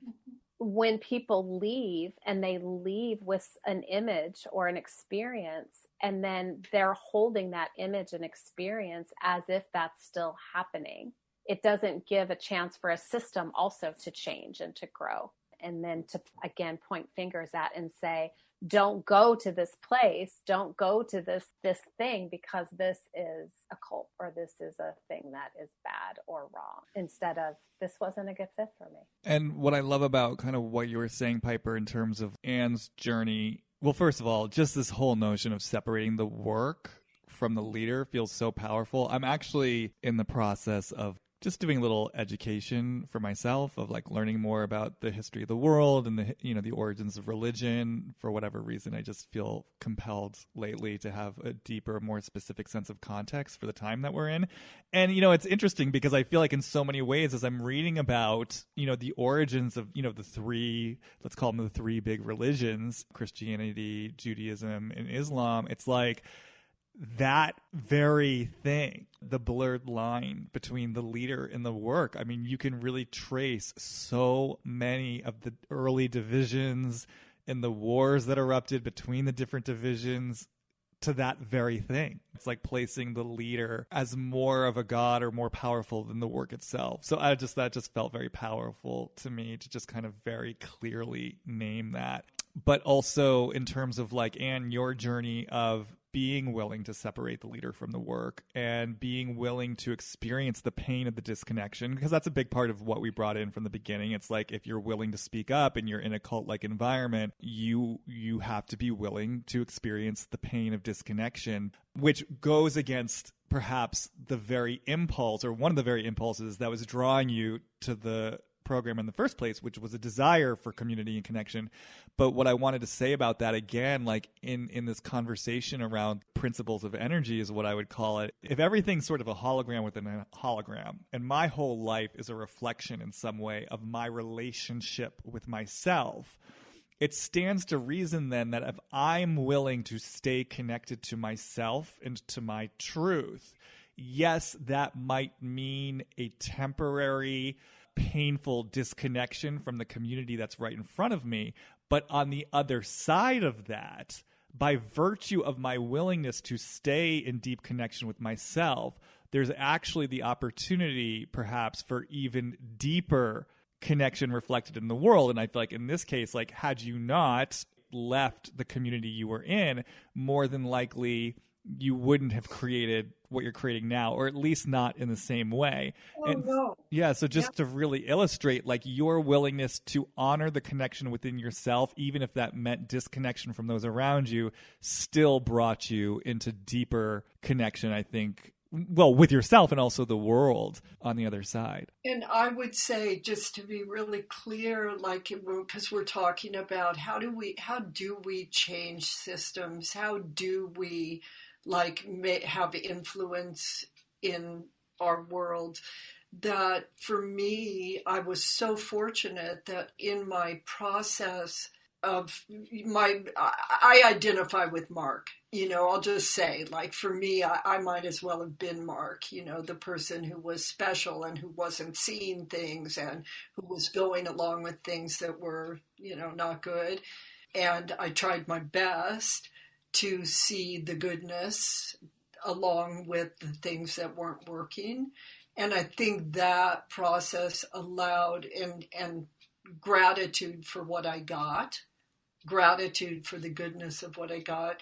And I think that, we're talking about what is it that allows us to then go out in the world kind of changed in a way that maybe generates something different to happen. It sounds like what you're saying, at least in this case or in this one instance, for someone like Mark, like, yeah, absolutely, the willingness to really look at where this took him and why, both without making himself bad or wrong for it, and also, yeah, really willing to be honest and unflinching in it, would take him to that deeper level of understanding so that he's not, in resistance to parts of himself, certainly, and in that way, not in a binary frame of mind, which does want to paint things as all good, all bad, all right or wrong, and how that really does extend both to institutions outside of us, whether it's like Keith Raniere or Republicans, and also to how we hold ourselves. And the parts of us that we think are good, and the parts of us that we think are bad, and the parts of us that we think are right, and the parts of us that we think are wrong. And if we do kind of hold if we undertake the very process we're talking about for ourselves, are we willing to slow down with ourselves, surrender into our own field, and really just get curious about the different parts of ourselves, the wisdom that lives in the different parts of ourselves, without defaulting into judgment that wants to just kind of stomp out, certain parts of ourselves, while also taking responsibility for our impact. If we have, if we've made decisions that have impacted others and hurt others and caused destruction, the willingness to take responsibility for that and to feel that and to own it, and also to understand our own humanity at the same time. One of the things that I was interested in had something to do with the money, the way that they were funded, and how that money allowed them in some ways to maintain their position, because people did try to leave before Bonnie and they were sued. He made it really hard for people to leave. And what was that about? Well, it's like Trump. I mean, to me, I feel Trump here. There's such a deep streak of, call it narcissist. I don't know what to call it. Bully. Really. Yeah. It's a way the power, his own power, was held. If somebody says that, thanks, no thanks, I'm out. And by the way, this is what this is going to mean for you. It was like he doubled down. And it's like, no, I'm going to destroy you. It was like a personal, maybe this is it. He was not separate from the work. He evidently didn't do the work. Yeah, because he wasn't very developed in that way. What I think is interesting is if you look at politics in the United States of America, everybody who's at the highest level of politics has a ton of money behind them. Everyone, no matter where you're at.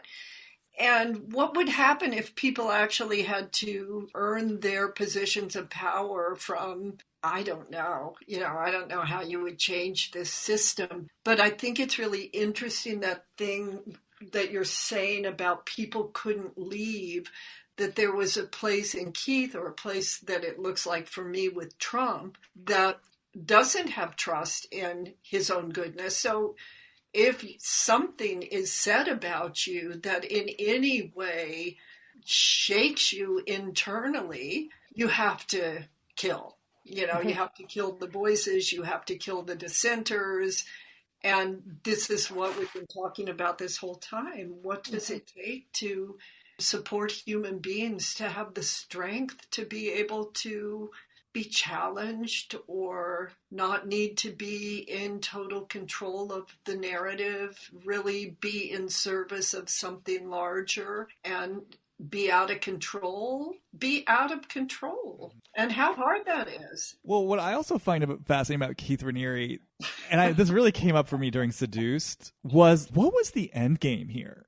Because really, I mean, he was playing like a pretty sloppy game. I mean, as kind of broken down and Seduced, I mean, he basically was starting to amass these several tiers of sex slaves. And if I'm remembering correctly, kind of had a vision of how large it was going to grow. Again, it's sort of like before, it was the childlike absurdity of the end goal of this is we're all going to be in constant joy all the time. There's something that feels almost so, childlike about this vision of this vast empire of sex slaves, and the idea that this is never going to come to light. No one's ever going to find out about it. And then, even though I'm having you film absolutely everything I'm saying and doing while I do it. Well, that's what I was about to say. And then I could not believe this. That moment where India discovers that audio file. I mean, it was literally like out of a movie. That there's audio of him literally walking through, making this tattoo and this brand and what it means. And I'm just sort of watching the TV being like, God, for a persuasive guy who managed to create this powerful cult,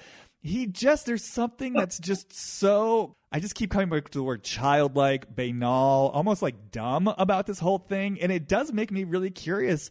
Like I said, what was this guy's end game? And just even that kind of, I don't know if I'd call it duality of this sort of sophisticated thinker who created this organization that had a lot of energy and a lot of power in it. And at the same time, he just feels like this little boy, literally calling himself Vanguard. I think that was a reference to a video game. That's almost the energy of this. It's like a little boy playing a video game.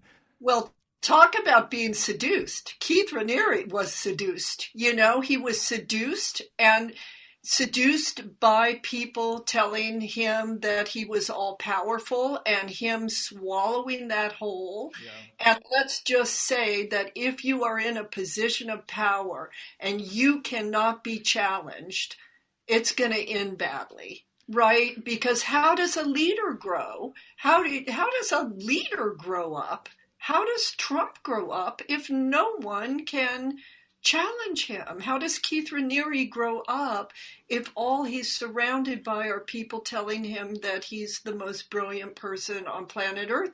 People forget they're human beings when they get seduced by power, I think. I mean, that's kind of the hit that I just got, actually, as you started to speak. The voice that I heard just kind of said there was no end game. Like, when you take into kind of the full context, like his background before NXIVM of creating that, whatever that sort of MLM, he created some sort of pyramid scheme con, you know, and then that got undermined. And then I guess he met Nancy soon thereafter. And then they built this thing. And it's almost like the vibe I get off of it is just sort of this guy just kind of had this, I mean, talk about again, like, yeah, the energy of smashing and destruction. It almost just feels like there's this force of will. And it's almost kind of like he wants what he wants in the moment. And it does. To me, it feels like this forceful energy that's just going to keep moving for the sake of moving. And I don't even experience it as having like a higher designer end game. It's just like, I want what I want and I want it now and this is what I want.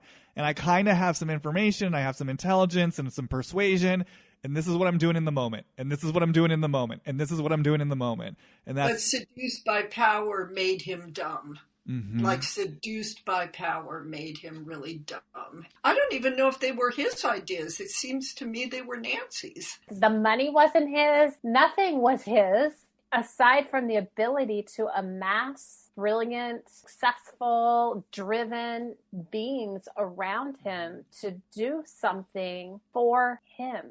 Sad a little bit. I didn't feel his charisma. Like I didn't feel his heart. That's what I would say. There was nothing attractive about him for me as a person. He's not somebody that would have ever been able to seduce me into giving $1 to. So I was like, okay, well, what's that about? What was it? What was his promise, if you want to call it an end game? He spoke it in ways, I want to change the world. That's what he said. I want people to be able to change the world with their limitless ideas and thinking. And so was that what he felt like he was doing through other people, and then kind of got lost in some other split that he had? But the scenes with him playing the piano, that he knows 3 songs, just that in itself, learning music to say, look at how good I can play 3 songs. Or I don't know, there was something about the way he even did things before he did NXIVM, where it was like about the end game and something about that not being embodied in a process, the idea or even the imagination of what was happening for him in these, you know, sexual encounters. I can't even really kind of let myself drop into that for some reason, because it almost feels like even the pleasure of maybe what was happening had nothing to do with the physical sensation, but the power of getting somebody to do what he's doing, you know, what they're doing. Totally. I mean, I remember dropping in a bit to him when I was watching it, and it really was. It's the same energy that I feel, and I want to be clear, I don't fully drop into like serial killers, but I'll start to kind of let myself feel, you know, if I watch a movie about Jeffrey Dahmer or something. And it was the exact same flavor of like, oh God, sorry, I'm starting to feel it. I don't want to go, but it's this flavor of like what you're saying. It's power, control, and it's like, I mean, I just keep hearing the word torture. It's like exacting. There's such like a pleasure in the exacting nature of the control and like drawing it out, and I can feel there is such an erotic charge there too. But yeah, I think it's absolutely, because I mean, I think India even described some of the sexual encounters and they were like strange and sort of passive. It was sort of almost like an artifice of sexuality, and it does very much feel about this sort of deep torturous, not for him, but this sort of pleasure of inflicting a kind of torture on others, and how exacting it is, and just the control and the power that he has there. Yeah, he felt so creepy to me, and I couldn't understand why people were attracted to him. It just seemed so creepy. But I was thinking about, at some point we talked about the mainstream and this good, bad, right, wrong, and the people who are the anti-cult people. I also think that there was something he was trying to do that was outside of the mainstream. Mm-hmm. And that there's something about pushing up against the mainstream and the way the mainstream comes back at you if you try and go outside of the norms of what people are saying are the right way to do things. That in some ways there's a lack of tolerance, I find, in the mainstream sometimes for out of the box ways of thinking or being that want to make it bad or wrong. And then how, if you have those ideas or if you're trying to stand for them, how much you have to gird yourself or protect yourself to keep bringing that vision forth. And I think something about that in connection with the flaws in his personality was just deadly. Mm-hmm. Because if you're protecting yourself, saying, I'm standing for these ideas, and then somehow people are handing you all this power, telling you you're invincible, it's a deadly, deadly combination. Do you guys think that he believed in his own stated good intentions? Like, what is your take on his level of conscious awareness of using this program to control and exploit others in a way that was deceptive? I don't feel like I got to see enough to know, did it start in a certain way, and as he got more power, he became more and more crazy? Because I think that happens. It's like, even if I look at Trump, people would not challenge him. There was no way to challenge him without losing your political career, without losing all the stuff that you've spent a lifetime trying to build. And so what happens when people are given more and more power and not challenged? I don't know if he started out more believing in what he was doing and then went more and more crazy. I don't know. What do you think, Piper? What was shown was footage along the way, because there was so much footage. And I did seem to track a level of change in him. Me too. And that's kind of like what I was saying, like the way that it was done, it wasn't clear like what was happening when and how. But watching him in the footage, like you can tell when he's younger, you can see his aging. So I could kind of put a timeline in there. And that in the beginning, there seemed to be an enthusiasm for what he was actually offering that was, powerful. Like I could feel that there was something really potentially supportive or helpful in that. And then I have this sense that something happened as he started to amass more people imbibing him with power and making him special, kind of feeding that deeper split that was there all along. And rather than him maybe doing work around that in his own, using his own technology. Was Nancy doing EMs for him? Like, right? Like that's where, that would be another thing that I would say to anybody listening.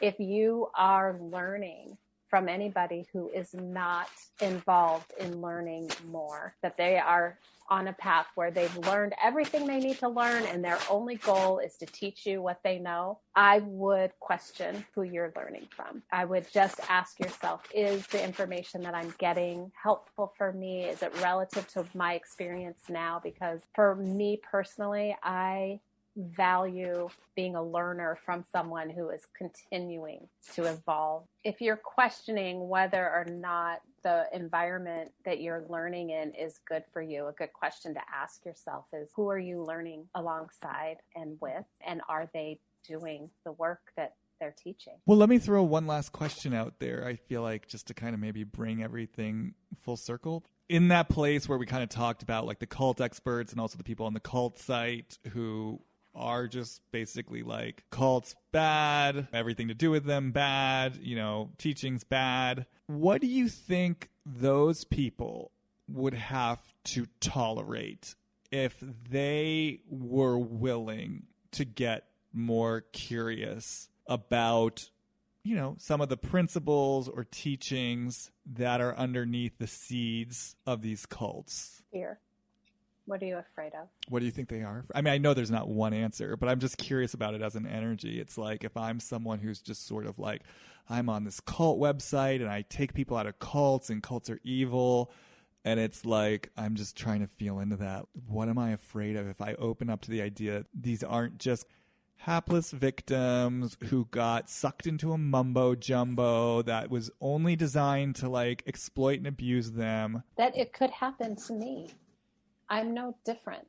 Yeah, it's like, I guess as them, to me, it's like the world suddenly feels dangerous. Yeah, I guess it's similar to what you're saying. Like I could get seduced into something. And where's the safeguard? Yeah, and it feels a little bit like they're such crusaders, right? It's like I am doing good and helping all these people. And not to say that people don't get victimized, absolutely. And not to say that there aren't bad organizations or terrible things happening in the world. But we keep talking about what does it take in ourselves to see other human beings as, I feel like they would have to see the world as more complex. They would have to see themselves as smaller than they think they are, and they would have to see the people involved in cults as bigger than they are. You know, like, how do we recognize people's power and how do we support it? Well, I think there's also something about discomfort here, because if people are invested in comfort, there's an investment also in not seeing, not knowing what's going on around their nest of comfort.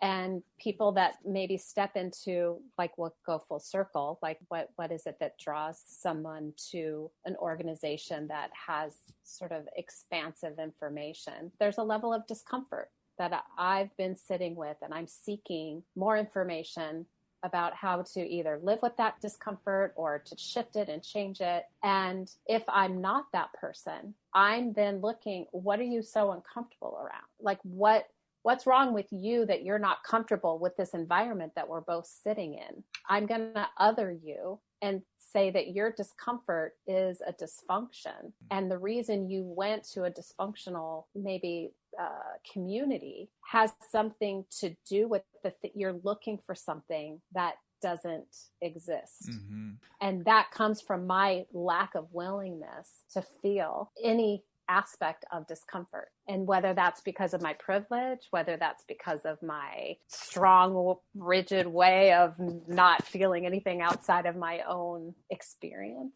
that would threaten that or rattle that just a little bit. If you're sitting on the fence and saying, I would never do that, what is it that you're saying you would never do? You would never seek something new, or you would never seek it in that way? What is it that you're saying? Well, and then it does, in a way, become part of like the self-fulfilling cycle, because, and it's like what you were saying, Anne, about the mainstream rejecting or fighting against, you know, alternative ways. It's like, well, then that creates a culture where it's hard to, you know, for people who are seekers, it's hard to find places to seek and to explore. And so when these communities pop up, you know, that's part of what makes it enticing. And if we did live in a world that were more open towards things that are outside the mainstream and like curiosity and exploration and sort of seeing what's behind door number 1, 2, 3, and 4, then cults wouldn't have as much appeal or power, because they wouldn't really be, I mean, not that they are actually the only resource, but they wouldn't feel like, you know, one of the only resources for people who are looking for something more. And it wouldn't be so less underground, you know, more, it would be less underground. And there's something about, like, when I think about the mainstream and the intention, right? The intention of Rick Ross or these people is around safety, right? Or the intention of the rules, the intention of the the norms, the intention that says this is how it has to be to protect people and keep them safe. There's some truth in that, and that's good, but it also keeps a frame around things that sees human beings as less powerful than they are, and that doesn't require the leaders or whoever are holding, or all of us who are here to be with other people, to learn how to be in support of true empowerment, and what that requires from me as a leader, and what that requires me to see about human beings. It's just easier if I feel like I'm the savior and I can make rules, and then we never have to face any difficult situations where we all have to, like Piper's saying, sit with the discomfort. And I'm a big believer that human beings are incredibly powerful, and if we weren't powerful, we would not be alive today, because people have gone through hell for centuries, and they're thriving and creative and alive. So I think the idea that human beings aren't capable of handling life and need all these rules to make them safe, it does a disservice to the human spirit. And I'm not saying we shouldn't have, I think we should have rules and agreements, but they should be rules and agreements that allow the humans participating in the system to have some agency. Yeah, and it's just interesting that we're just sort of coming back to, I think, one of the original topics, which is like disowned power, and kind of what feels like a cultural collusion to disown power, which I think in a lot of ways comes from, reluctance to take responsibility for my own power and sort of where that takes me. And so I just think that's a really sort of fertile and interesting thing for all of us to be contemplating. Like, what would it truly mean for me to take responsibility for my own power, and where does that take me? And how would the world change if we all were willing to contemplate that? What does power even mean, and what does it look like in different cultures, and what does responsibility look like across cultures and across differences? And I think it means different things wherever you are. There's just so much here in the conversation around self-responsibility for recognizing what, like Anne was saying, what does power even mean to me as a person? And then how do I see it play out in my small little circles? And then how do I listen and hear it play out in the world? How do we make things visible so they can be challenged? Yes. Make room for voices. All right. We've explored a lot. I feel like let's see if there are concluding thoughts.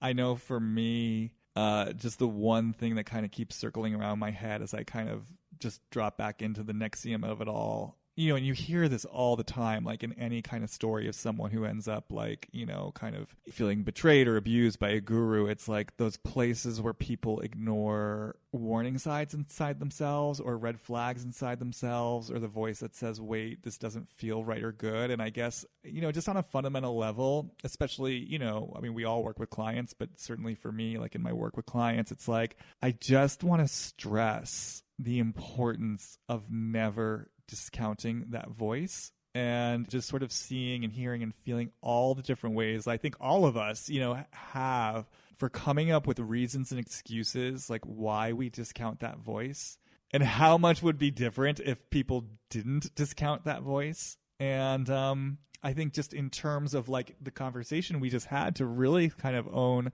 the voice that says like, no, that hesitation in you, that red flag in you, that impulse to slow down or to check something out, that is a powerful impulse. And that is a part of what I would call your power, my power, our power. And just to really at least check it out if you find yourself talking yourself out of it, dismissing it, or explaining it away, and really kind of being rigorous around why are you explaining it away, and why are you coming up with reasons to ignore it, and what might it mean if you didn't? I think my final thought has to do with just saying really clearly that leaders are human beings. and nobody is like, we're all human beings, and that any place you're not willing to see a leader as a human being, whatever you have to feel inside yourself.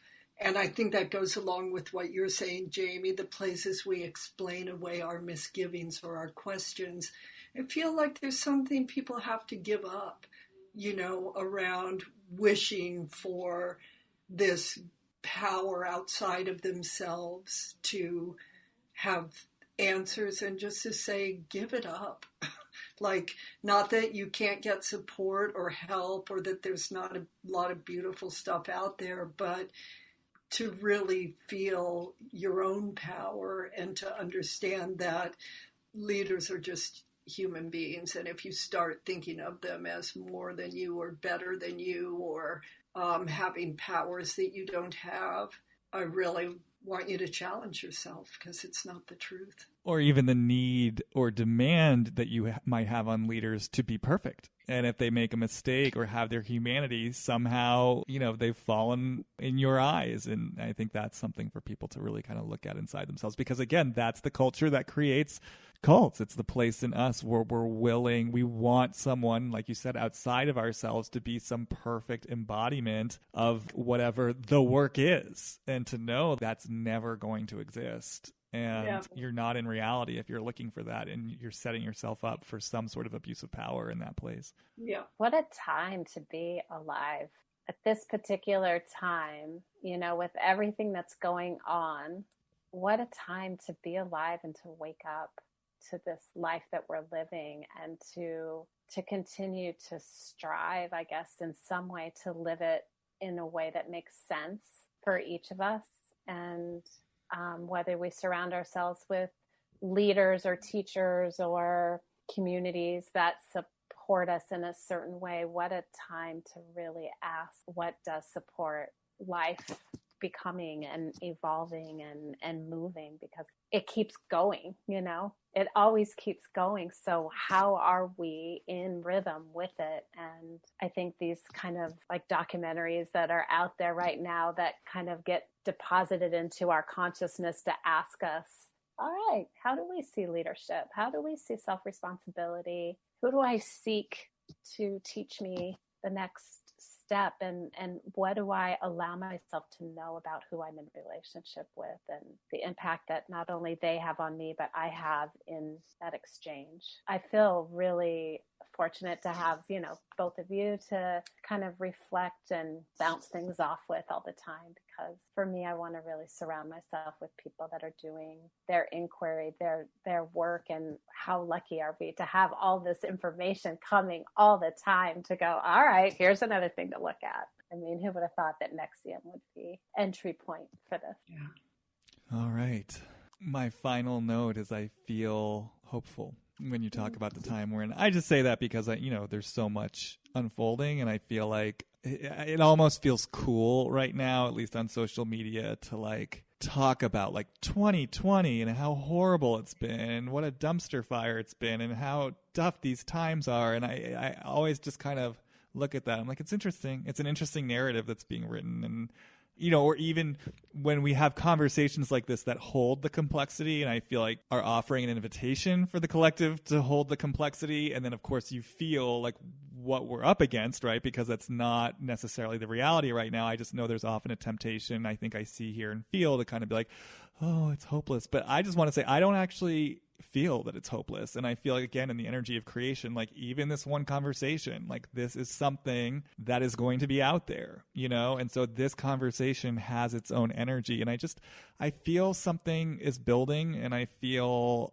there's a momentum in consciousness. And I really do have hope for where this is all headed. Yeah, I loved having this conversation. Thank you. I mean, it's like, it's so interesting. And I was thinking about what I just said, kind of saying it in a negative way about don't see leaders as better than you. So I want to end on a positive note of how do you become a value added? Because I think we're all here to be a value added to life. And if we really own our power, or see ourselves in right relationship as human beings to every other human being, I think we can really be a value added to life, and that's what I want to do. Piper, and thank you so much for being here. I feel like you're both so just tremendously wise, gifted, brilliant, and I always kind of I always feel a little bit like I mean, not that there's anything wrong with this. I feel like the elementary school kid at the table, but I get so much and I learn so much just from kind of being in your individual and collective fields. That said, where can people find you guys if they want, if they're curious about your work, if they want to know more, where should they kind of seek you out? I'm in deep hiding. I am too.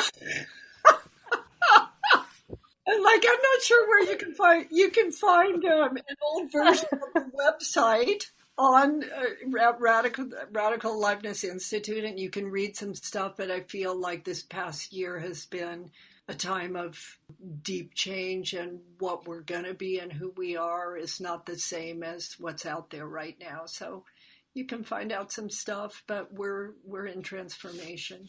Well, I'll just say then, and they can also follow you on Instagram, Radical Aliveness, because you are in transformation and transition, but maybe people just want to kind of keep tabs for when you're emerging from the cocoon, because it is a powerful program, it's powerful work, and also, I mean, not right now, but presumably when life opens up a bit more and facilitates really powerful workshops at institutes like Esalen in California and Hollyhock in Canada, and there's another one, right? Omega in New York. So again, who knows what's going to happen in the future, but that's been the past. And actually, Piper and I both have often assisted Ann, and perhaps that will happen again in the future at these 5-day workshops. So go to radicalaliveness.org. Is that the website? Yeah. Follow Radical Aliveness on Instagram. I guess Piper's in hiding, so I won't force the issue. And as always, you can follow me on Instagram, Jamie Stein, JamiieStein. You can go to my website, hollywoodreadings.com, if you're interested in a reading. And we will be back later for some more deep dives into pop culture and what's going on in the world around us. Thank you, Ann. Thank you, Piper. Thanks, you guys. It was great. Thank you both. Had a fun time. Thank you. You too. Bye.